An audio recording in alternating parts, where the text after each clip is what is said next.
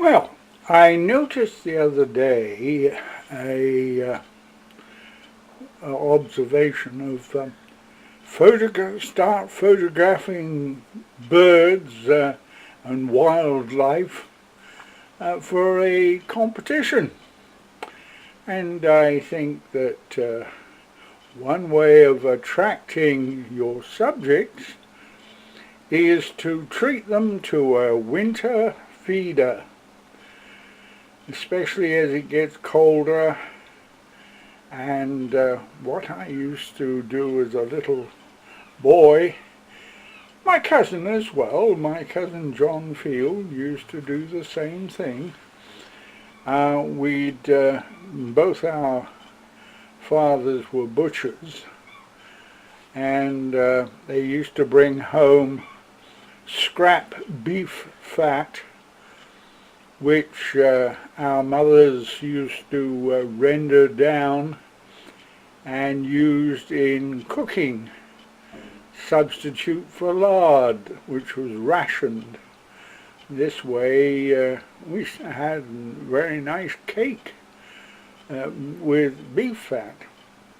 Anyway, once the rendering of the beef fat had been done in the oven, there was some, what one would call, crackling left.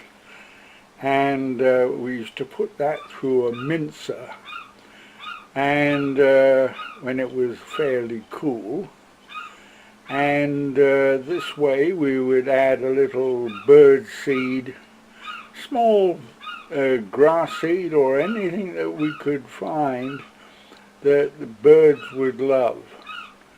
The odd little bit of cooked plain rice is not amiss either.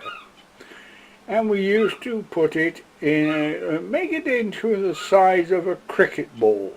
That gives you an idea of the size. And we'd get an old piece of net curtain, ideal, and put the fat in and then bring the ends up and tie it with string and hang it outside the kitchen window. And you'd be surprised, you'd get robins and blue tits and blackcaps and all sorts of garden sparrows, of course, used to come in. But you know, the birds get used to seeing somebody in the kitchen the other side, and they're more interested in the food than what's going on in the kitchen.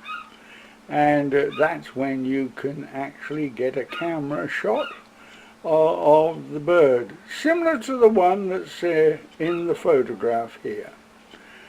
So, but to get your good shots, don't forget the wildlife needs preserving, and if it's a very cold winter, a little bit of fat won't go amiss, and the birds would love it. So there you are, make them up yourself and hang them up. I hope this has been of information, good information for you, and also good photo taking in the future. Yep, that's the way to go about it. Bye for now.